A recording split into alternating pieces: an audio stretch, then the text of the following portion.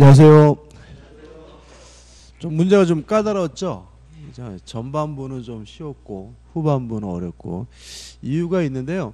오늘 드린 문제는 올해 2019년도 산업인력관리공단에서 본 민법 문제들이에요. 그래서 행정사 시험 문제하고 그다음에 변리사 문제. 올해 문제는 좀 봐야 돼요. 왜냐하면 어차피 산업인력관리공단에서 이 문제들에 대한 자기들이 저작권이 있는 거잖아요, 그죠? 그래서 문제를 출제를 의뢰할 때는 이거를 참고하라고 주게 돼 있기 때문에 올해 문제는 좀 봐야 되거든요. 그래서 조금 뒤에 변리사 문제들이 좀 있는데 조금 어려운 문제들이 좀 있긴 했어요. 그래서 좀 고민을 제가 했는데 그래도 한번 좀 봐야 될 것 같아서 넣었으니까 좀 이해해 주시기 바랍니다. 그래서 제가 저번 주에도 오늘은 먼저 처음 보는 문제들이 나올 거다. 왜냐하면 올해 출제되고 올해 만들어진 문제들이니까 좀 보셔야 됩니다. 1번 어렵지 않죠, 그죠? 이건 뭐 어렵지 않습니다. 민법의 법원에 관한 설명으로 옳지 않은 것은 자 이렇게 돼 있잖아요. 법률이 없으면 관습법에 의하고 관습법이 없으면 조리에 의한다. 이렇게 되어 있으니까 1번 관습법은 법률에 대하여 여루적, 보충적 성격을 가진다. 맞죠? 왜냐하면 법률이 없는 경우에만 관습법에 적용되니까요. 2번 헌법에 의하여 체결 공포된 조약으로서 민사에 관한 것은 민법의 법원이 된다. 맞죠? 그러니까 우리가 법률이라고 할 때 그 법률은 국회에서 제정한 형식적 의미의 법률만을 의미하는 것이 아니라 조약, 국제, 관습법도 포함되고요. 헌법재판소의 결정도 포함되고요. 따라서 2번은 X가 되고 2번은 맞고 답은 뭐죠? 4번이 되는 거죠. 4번. 민법 1조 소정의 법률은 헌법이 정하는 절차에 따라서 제정, 공포되는 형식적 의미의 법률만을 뜻한다. X. 형식적 의미의 법률뿐만 아니라 명령, 규칙도 포함하고요. 지방자치단체의 지방자치법규도 포함하고 그 다음에 2번처럼 국제법, 조약, 관습법도 포함됩니다. 3번 관습법은 원칙적으로 당사자의 주장 입증을 기다림이 없이 법원이 직권으로 이를 확정할 수 있다. 맞죠? 사실임 관습과 관습법의 차이점이죠. 5번 사회에 거듭된 관행으로 생성된 사회생활 규범은 전체 법 질서에 반하지 않아야 관습법으로서 효력이 인정될 수 있다. 당연한 내용입니다. 그죠? 답은 4번입니다. 2번 신의 성실의 원칙에 관한 설명으로 옳은 것은 1번이 답이죠. 신의 성실의 원칙에 반하는지 여부는 당사자의 주장이 없더라도 법원이 직권으로 판단할 수 있다. 이게 맞는 점이죠. 2번 특정 채무를 보증하는 일반 보증의 경우에는 채권자의 권리 행사가 신의 성실 원칙에 비추어 용납할 수 없는 성실의 것인 때에는 그러면 용납할 수 없으니까 용납 안 되겠죠. 따라서 보증인의 책임은 제한될 수 없다가 아니라 제한될 수가 있겠죠. 그래서 2번은 X입니다. 3번 이것도 많이 나오죠. 우리가 제한 능력자에게는 신의 성실 원칙, 금반 원칙이 적용되지 않고요. 강행법규 위반의 경우에도 신의 성실 원칙, 금반의 원칙이 적용되지 않기 때문에 3번 강행규정을 위반하여 계약을 체결한 자가 스스로 그 성립을 부정하는 것은 특별한 사정이 없는 한 신의 성실의 원칙에 반한다. X.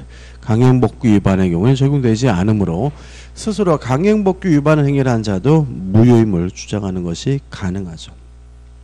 4번 종전 토지 소유자가 자신의 권리를 행사하지 않았다는 사정은 그 토지의 소유권을 적법하게 취득한 새로운 권리자에게 실효의 원칙을 적용함에 있어서 고려되어야 한다. X입니다. 다시 말하면 실효의 원칙이 인정된다 하더라도 단순히 권리를 행사하지 않았다는 것만으로는 뭐죠? 소유권이 실효되지는 않습니다. 따라서 4번은 X가 되고요. 이 4번도 좀 기억해 두셔야 돼요. 실질 가능성이 있겠죠. 5번 계약의 성립의 기초가 되지 아니한 사정이 현저히 변경되어 일방 당사자가 계약 목적을 달성할 수 없게 된 경우에는 특별한 사정이 없는 한 신의 성실의 원칙상 계약을 해지할 수 있다. X예요.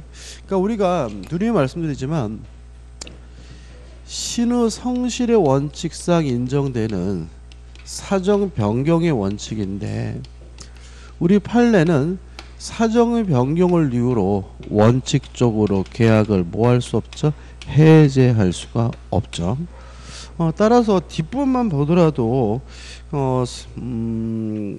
원칙적으로 특별한 사정이 없는 한 신의 성실 원칙상 계약을 해지할 수 있다는 지문은 무조건 뭐가 돼요? X가 되고요. 그 다음에 다만 예외가 있어요. 예외적으로 예측할 수가 없는 경우, 예측할 수가 없는 중요한 사정 변경이죠. 예측할 수 없는 중요한 사정 변경이 있는 경우에는 해제할 수가 있는 것이 아니냐라고 학설의 주장이 있어요. 근데 제가 예외에 대해서는 거의 제가 설명을 안 드리는데 이유는 뭐냐면 요 예외를 근거로 해서 우리 판례가 한 번도 계약을 사정 변경을 이유로 해제할 수 있다라고 판시한 적은 없어요. 그래서 한 번도 없습니다. 그래서 일단 예측할 수 없는 중요한 사정 변경이 있다면 계약을 해지하는 것이 가능할지 모르지만 판례가 없는 상태이기 때문에 우리는 뭐만 이해하시면 돼요? 원칙, 사정 변경을 이유로 계약을 해지할 수 없다는 것만 가져가시면 되거든요. 그래서 다시 한번 보시면 이렇게 돼 있잖아요. 계약의 성립의 기초가 되지 아니한 사정이에요. 그러면 계약의 성립의 기초가 되지 않는다는 말은 뭐하지 않다는 얘기예요? 중요하지 않다는 거죠. 그러니까 아무리 현장 사정 변경이 있더라도 중요한 것이 아니니까 사정 변경을 이유로 계약을 뭐 할 수는 없는 거죠? 해지할 수는 없는 거죠. 답은 1번입니다. 3번 이렇게도 냈더라고요. 올해. 민법상 성년 후견 종료의 심판을 청구할 승자로 명시되지 않은 자. 3번이죠. 3번 대신 뭐가 들어가야 되죠? 지방자치단체장이 들어가야죠. 그러니까 지방자치단체장은 청구권자에 포함되지만 지방의회 의장은 뭐죠? 청구권자가 아닌 거죠. 그렇죠? 이것도 아마 헷갈리라고 넣은 것뿐이지 말도 안 되는 내용이죠. 답은 뭐죠? 4번입니다. 4번. 미성년자 갑은 법정되는 의뢰 동의 없이 자신의 디지털 카메라를 병에게 매도하는 내용의 계약을 병과 체결하였다. 이에 관한 설명으로 옳은 것입니다. 1번. 갑이 위 계약을 취소하려는 경우. 자, 그럼 보자고요. 지금 갑이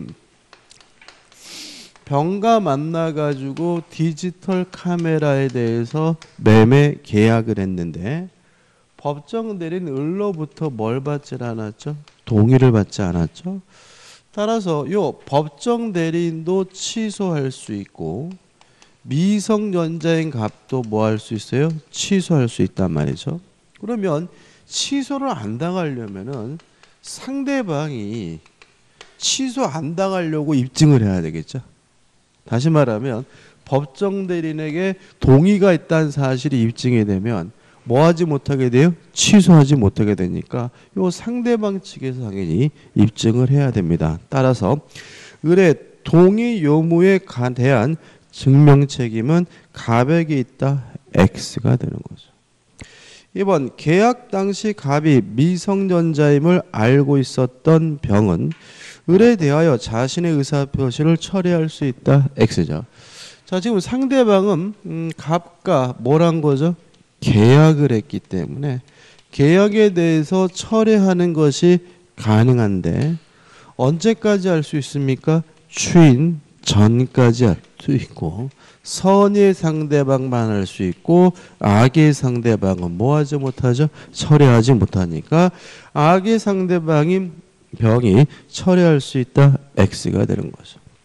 3번 병이 성년자가 된 갑에게 1개월 2개월 이상의 기간을 정하여 계약의 추인여 확답을 촉구했어요. 가능하죠? 갑이 그 기간 내 확답을 발송하지 않으면 계약을 추인하는 것으로 보죠. 따라서 취소한 것으로 본다. X가 되는 것도 이것도 중요하죠. 4번 병이 미성자인 갑에게 1개월 이상 기간을 정하여 계약의 추인료 확답을 촉구한 경우 갑이 그 기간 내에 확답을 발송하지 않으면 계약을 추인한 것으로 본다. 맞나요? X죠. 자, 왜냐하면 이거 넘어가신 거죠. 자, 우리가 최고 촉구의 상대방은 누구한테 해야 되냐면 능력자가 된 후에 제한 능력자에게 해야죠. 그러니까 앞이 잘못됐어요. 뭐라고 되어 있냐면 병이 미성년자인 갑에게죠. 다시 말하면 미성년자인 갑에게는 뭐 하지 못해요? 촉구하지 못합니다. 따라서 4번은 뭐가 돼요? X가 되는 거죠. 5번 갑이 위조에 제시한 의뢰 동의서를 병이 신뢰했죠.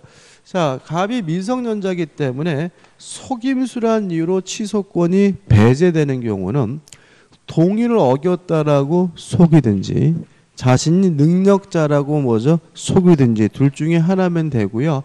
우리의 판례에 따른다면 적극적 행위, 서류를 위조하거나 변조하는 것이 필요하죠. 그래서 문제에서 위조하여 제시한 의뢰 동의서입니다. 명백히 뭐죠? 속임수기 때문에 취소권이 뭐가 돼요?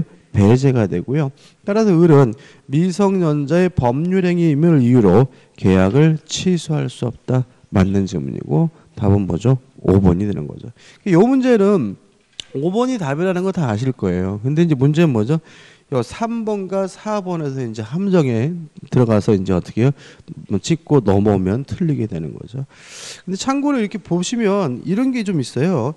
문제가 좀 이렇게 길면은 답을 후반부에 비치합니다.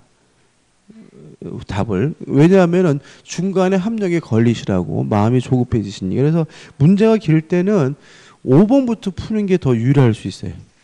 그러니까 문제가 이렇게 예를 들어 가지고 뭐 3번 문제처럼 짧거나 그러면 굳이 그냥 순서 바꿀 필요는 없는데 문제가 좀 길고 복잡하다 그러면 지문을 뭐죠? 5번부터 보는 게 더 유리할 수 있다는 거 좀 주의하시기 바랍니다. 답은 뭐죠? 5번이죠. 5번 문제입니다. 민법 제35조 법인의 불법행위 능력에 관한 설명을 옳은 것은 참 이것도 잘 내는 것 같아요. 그죠? 1번 민법 제35조 소정의 이사 기타 대표자에게는 대표권 없는 이사가 포함된다. X겠죠. 말 그대로입니다. 그러니까 이사 기타 대표자라는 말은 뭐가 있어야 돼요? 대표권이 있어야 된다는 얘기죠. 2번 법인의 불법 행위가 성립한 경우 대표자의 행위가 피해자에 대한 불법 행위를 구성한다면 그 대표자도 피해자에 대하여 손해배상 책임을 면하지 못한다. 맞죠? 따라서 피해자는 법인이나 대표자 둘 중에 아무에게나 손해배상을 청구할 수 있고요. 법이나 대표자의 관계는 부진정 연대 채무라는 것이 판례 입장이기 때문에 답은 2번이죠. 3번 법인의 불법 행위가 성립하여 법인이 피해자에게 배상한 경우 법인은 대표자 개인에 대하여 구상권을 행사할 수 없다. X. 말 그대로 구상권 행사가 가능하고요. 4번 법인의 대표자의 행위가 직무에 관하여 해당하지 아니함을 피해자가 경과실로 알지 못했어요. 자, 우리가 원래 직무와 관련된 행위여야 법인의 불법 행위가 성립되잖아요. 근데 만약에 직무에 관련되지 않았다는 사실을 상대방이 중과실로 몰랐어요. 모르는 경우에는 법인의 불법 행위 책임이 뭐 되지 않냐면 성립되질 않아요. 근데 조심할 것은 중과실이 아니라 경과실로 모르는 경우에는 이때는 법인의 불법 행위 책임이 성립된다는 거 좀 조심하시기 바라고요. 따라서 경과실로 알지 못한 경우 법인의 불법 행위 책임은 성립하지 않는다. X가 되죠. 우리 주택관리사 시험에서도 중과실로 모르는 경우에는 성립하지 않는다가 출제된 바가 있거든요. 그럼 뭐죠? 중과실이 아닌 경과실의 경우에는 성립된다는 지문이 나올 수가 있기 때문에 조심하시고요. 5번 법인의 대표자의 행위가 법령의 규정에 위배된 경우라면 외관상 객관적으로 직무에 관한 행위라고 인정되더라도 민법 제35조 1항의 직무에 관한 행위에 해당하지 않는다. X입니다. 그러니까 다시 말하면 직무에 관련된 행위라면 법의 규정에 위배됐는지 안 됐는지는 뭐 할 필요 없어요? 따질 필요가 없는 거죠. 다시 말하면 그 사람의 직무예요. 근데 직무인데 그게 법에 반하는 행위예요. 그래도 법인이 뭘 져야 돼요? 책임을 져야 되겠죠. 따라서 5번도 X가 되죠. 그래서 이 5번 문제는 별표에 두시고 꼭 다 이해해 두셨으면 좋겠어요. 중요합니다. 자, 다시 한번요. 5번, 1번. 대표자에게는 대표권 없는 이사는 뭐 되잖아요? 포함되지 않는다. 2번은 의미가 없죠.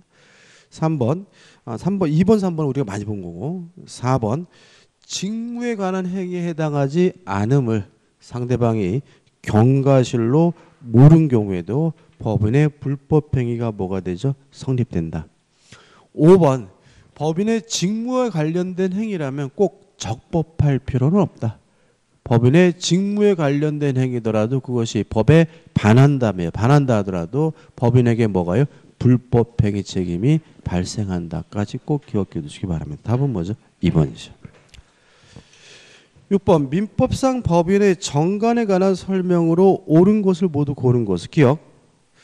정관의 변경사항이 등기사항인 경우에는 등기하여야 정관 변경 효력이 생긴다. 이게 좀 애매하긴 한데 이 정도가 아니까 뭐가 필요하냐면 주무관청의 허가가 필요하죠. 다시 말하면 등기를 했더라도 주무관청의 허가가 없다면 효력이 없는 거기 때문에 기억은 X입니다.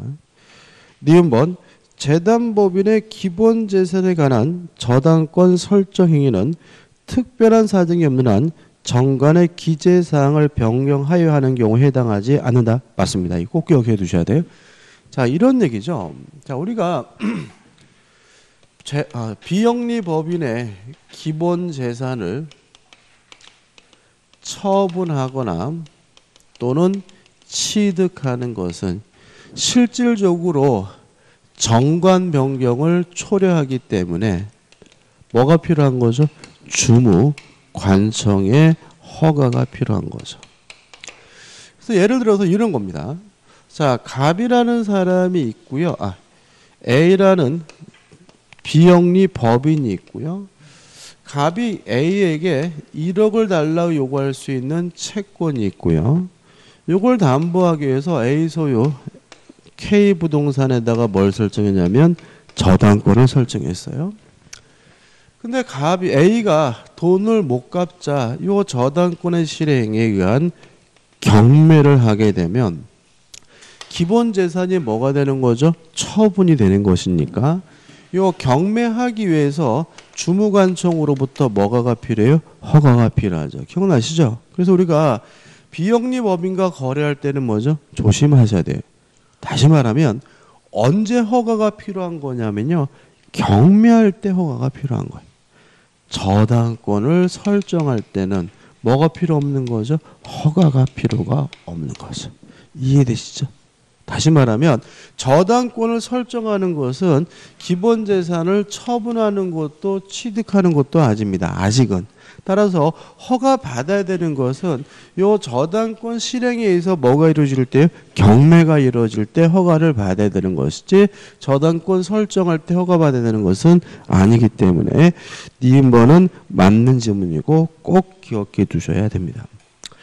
디귿번 사단법인의 정관을 변경하기 위해서는 정관에 다른 규정이 없는 한 사원총회 총사원의 3분의 2 이상의 동의가 있어야 된다. 맞습니다. 그죠? 의결정족수는 뭐죠? 3분의 2죠. 따라서 옳은 것은 니은 디귿이죠. 7번 민법상 법인의 기간에 관한 설명으로 옳지 않은 것은 1번 민법상 이사의 임기를 제한하는 규정은 없어요. 민법에요. 그냥 이사를 두어야 한다고 되어 있지 뭐 임기가 1년, 2년 이런 거는 없단 말이죠. 2번 사원총의 결의는 민법 또는 정관에 다른 규정이 없으면 사원 가반수의 출석과 출석 사원의 결의권에 가반수로서 한다. 맞습니다. 다시 말하면 원칙적으로 가반수인 거죠. 3번 이사는 정관 또는 청의 결의로 금지하지 아니한 사항이 하나요 타인으로 하여금 특정한 행위를 대리하게 할 수 있다. 맞죠? 항상 조심할 것은 특정한 행위에 대해서만 대리하게 할 수 있는 거죠. 4번 임시이사의 선임의 요건인 이사가 없거나 결혼이 있는 경우란 이사가 전혀 없거나 정관에 정한 인원수에 부족한 경우를 말하겠죠. 5번 정관에 이사의 해임사에 관한 규정이 있는 경우에는 이사의 중대한 의무 위반이 있어도 법인은 정관에서 정하지 아니한 사유로 이사를 해임할 수 없다. X입니다. 다시 말하면 해임 사유가 있다 하더라도 말 그대로 중대한 의무 위반이 있다면 거기에 정관에 규정도 있지 않더라도 뭐 할 수 있는 거죠? 해임할 수가 있겠죠. 답은 뭐죠? 5번이죠. 8번입니다. 반사의 질서 법률에 관한 설명으로 옳지 않은 것은 1번 선량한 풍속 기타 사회 질서에 위반한 사항을 내용하라는 법률행위는 무효고요. 2번 법률행위가 선량한 풍속 기타 사회 질서 위반되는지 여부는 언제죠? 법률행위가 이루어진 때 법률 행위시를 기준으로 판단해야 한다. 맞죠? 꼭 기억해 두셔야 되고 3번 법률행위 성립 과정에서 강박이라는 불법적 방법이 사용된 경우 그것만으로는 반사의 질서 법률행위를 할 수가 없다. 맞죠? 다시 한번 생각해 볼까요? 우리가 강박에 의한 의사표시는 첫째 뭐 할 수 있죠? 취소할 수가 있죠. 두 번째 이것이 반사회적이냐 이 문제에 대해서 우리 판례는 반사회적인 것은 아니다.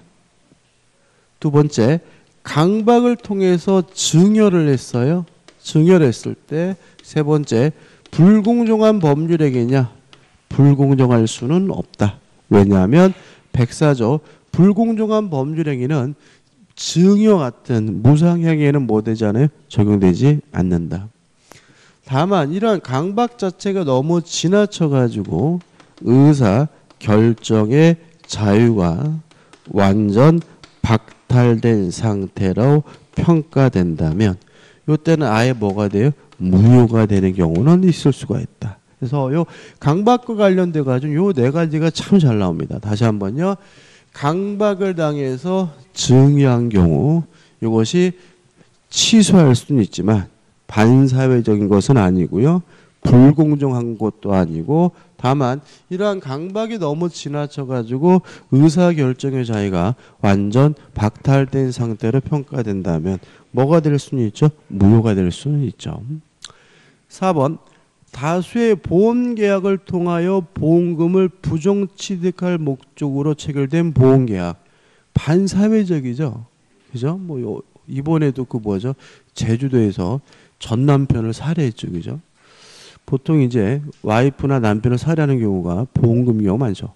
그것만으로는 선량한 풍속 기타 사회 질서에 반하지 않는다? X입니다. 그죠? 답은 뭐죠? 4번. 뭐 설명드릴 게 없어요. 5번 양도소득세 일부를 회피할 목적 세금 회피죠. 세금 회피는 인간 본성의 발언이니까 뭐 하지 않죠? 반사회적이지 않으니까 매매계약서에 실제로 거래한 것보다 낮은 금액을 매매대금으로 기재한 경우 이걸 우리가 다운계약서라고 하고요. 다운계약서 특약은 뭐죠? 유효합니다. 그것만으로는 그 매매계약이 사회질서에 반하지 않는다. 오, 맞는 질문이죠. 한 가지 추가할 것은 뭐가 있냐면은 이게 지금 다운계약서 작성 특약이잖아요. 근데 유효하다는 얘기잖아요. 다운계약서 작성 특약은 유효하다. 유효하다는 말은 약속한 대로 뭐죠? 해줘야 된다는 얘기잖아요. 근데 이거를 만약에 일방 당사자가 거부하는 경우에 어떻게 될 것인가 문제에 대해서 우리 판례는 계약 자체를 해제할 수는 없다는 것까지 좀 기억해 두세요.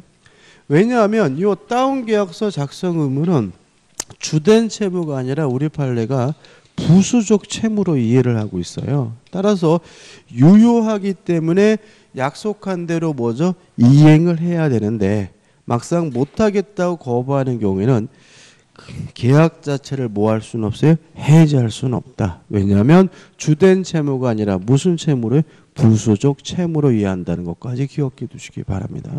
이렇게 나왔으면 또 나오고요. 또 나오면 이제 뭐 조금 더 발전형 형태로 나올 수가 있으니까 좀 주의하시기 바랍니다. 답은 뭐죠? 4번이죠. 9번 착오로 인한 의사표시에 관한 설명으로 옳지 않은 것은 1번 장래의 미필적 사실의 발생에 대한 기대나 예상이 빗나간 것. 이게 참 애매합니다. 이게. 예를 들어 가지고 양도소득세가요. 부과 안 될 줄 알았어요. 근데 뭐죠? 부과가 됐단 말이죠. 그러면 이거는 매매 계약할 때 장래일인 거거든요.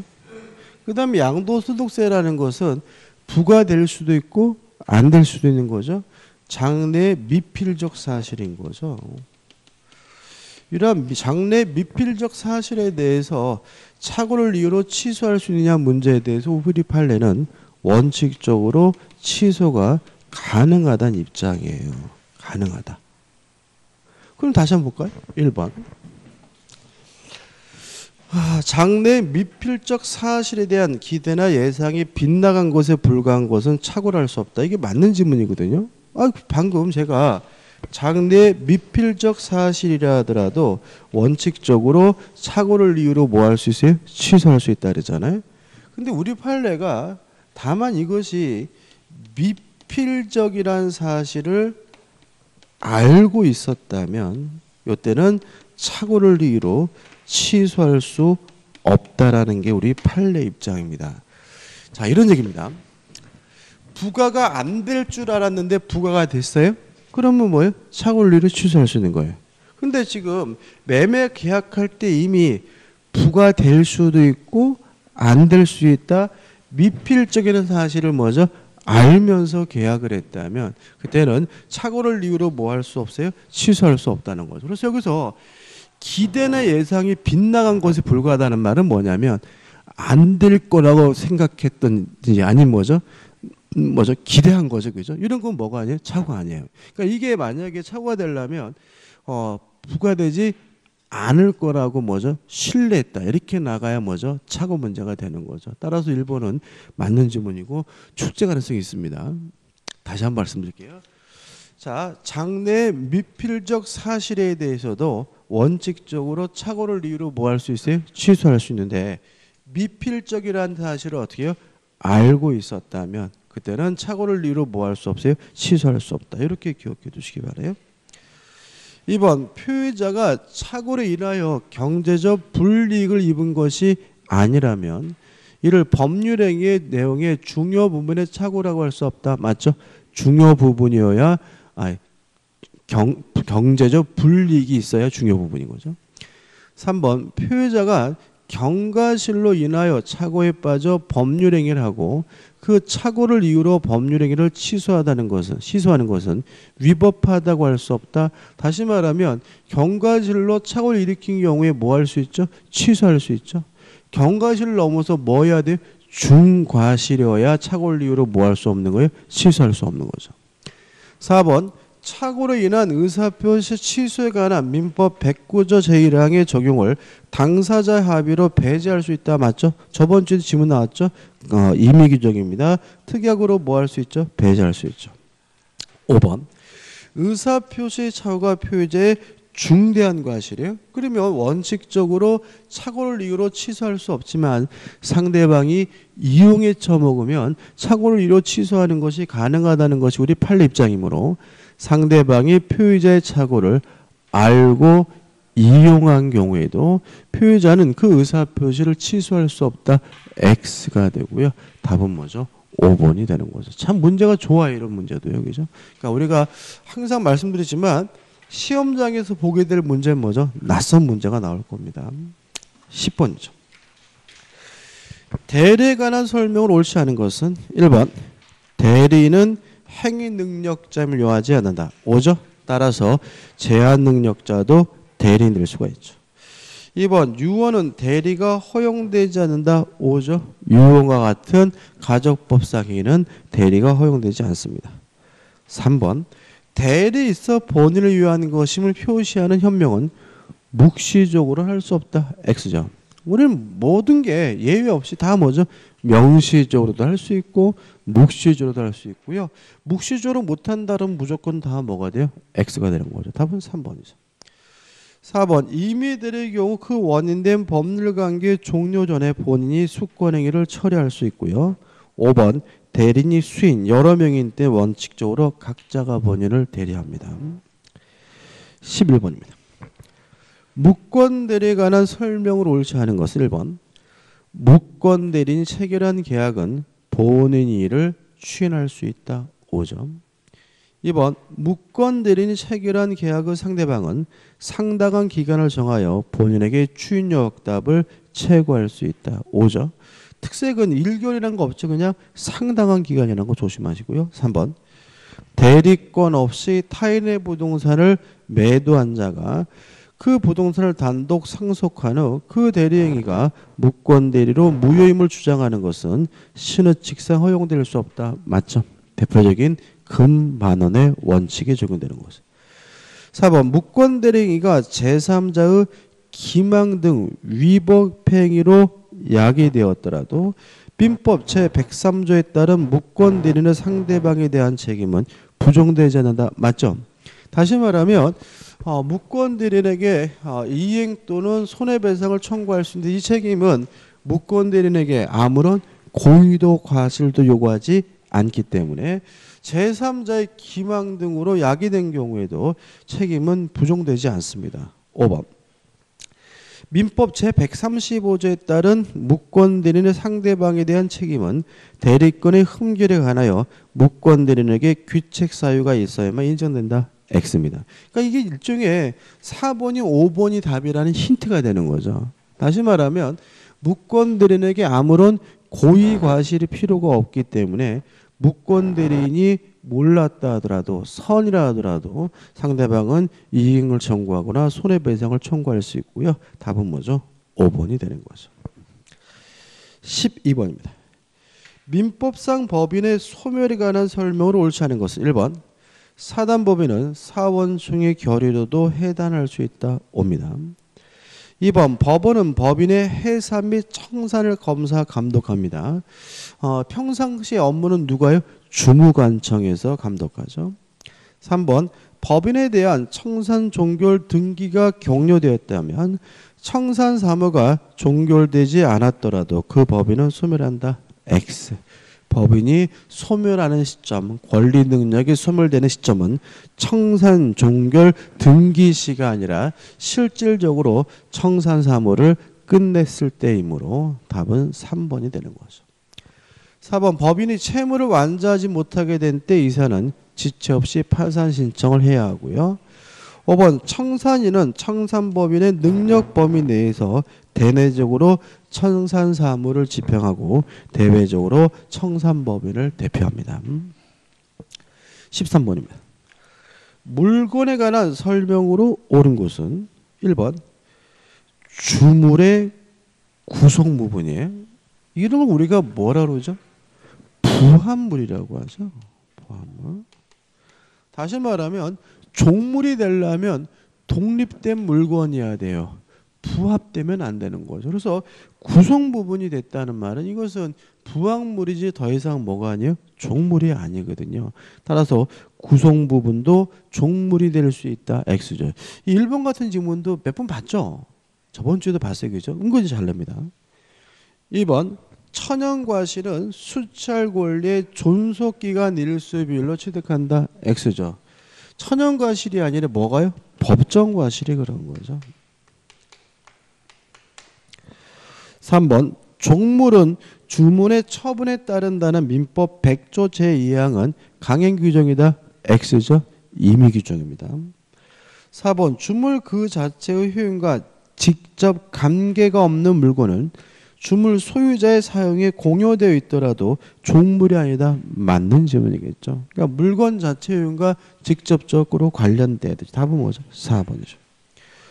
5번 건물의 개수는 공부상 등록에 의하여만 결정된다. X입니다. 이게 왜 그러냐면요. 이런 얘기예요.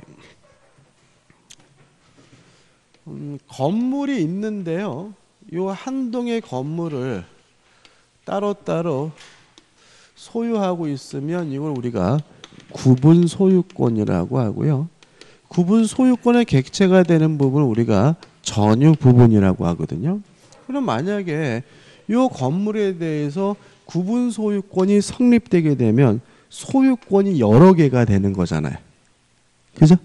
구분 소유권이 성립하게 되면 한 개의 건물에 여러 개의 뭐가 있게 되는 거죠? 소유권이 있게 되는데 요 전유 부분이 되기 위한 요건으로서 우리 판례는 두 가지를 요구합니다. 구조상, 이용상, 독립성이 있고요. 거기다가 구분 소유, 의사 내지는 행위가 있으면 된다고 봐요. 주의하실 것은 요 전유 부분이 되기 위해서는 등기나 등록은 필요가 없다라는 게 우리 판례 입장입니다. 다시 말하면 등기를 안 했더라도 아직 등록을 안 했더라도 구조상, 이용상 독립성이 있고 구분 소유 행위를 했다면 이 건물이 이미 뭐가 되는 거예요? 여러 개의 건물이 되는 거예요. 이렇게 판시하는 이유는 간단합니다. 여러분 알다시피 건물을 신축하는 것은 법률행위가 아니기 때문에 건물 신축자는 기둥과 외벽과 지붕이 만들어지는 순간 뭐 없이 소유권을 가져요? 등기 없이 소유권을 갖잖아요. 그러니까 집합 건물도 마찬가지 된다는 거죠. 그래서 집합 건물 아파트 같은 경우에도 등기하지 않아도 등록하지 않았더라도 이 두 가지 요건을 갖추면 구분 소유권이 뭐가 돼요? 성립되고요. 등기하지 않아도 등록하지 않아도 이 건물에 대해서는 여러 개의 뭐가 있는 거예요? 소유권이 있는 것이니까 다시 한번 읽어보면 5번 건물의 개수는 공부상의 등록에 의하여만 결정된다는 질문은 뭐죠? X가 되는 거죠. 등록은 안 했더라도 이 건물이 이미 여러 개의 소유권에 성립된 거죠. 14번입니다. 불공정한 법률에 관한 설명으로 옳은 것은 1번 증여계약도 불공정한 법률행위가 될 수 있다. X. 2번 급부와 반대급부 사이의 현저한 불균형을 판단함에 있어서 피해 당사자의 궁박, 경솔 또는 무경험의 정도는 고려 대상이 아니다. X입니다. 고려합니다. 3번 대리행위의 경우 경솔, 무경험은 대리를 기준으로 하여 판단하고 궁박은 본인의 입장에서 판단한다. 맞죠? 답은 뭐죠? 3번이죠. 4번 피해 당사자가 궁박, 경솔 또는 무경험의 상태에 있었다면 상대방 당사자에게 그와 같은 사정을 알면서 이를 이용하려는 의사가 없어도 불공정한 법률행위 성립한다. X죠. 주관적 요건에 관한 이용 의사, 폭리행위의 악의가 필요하고요. 5번 법률행위가 현저하게 공정을 잃은 경우 그것은 당사자의 궁박, 경솔 또는 무경험으로 인한 것으로 추정된다. X. 추정되지 않으므로 모든 요건을 누가 입증해야 되죠? 무효를 주장하는 사람이 입증해야 됩니다. 좀 쉬었다가 15번부터 볼까요?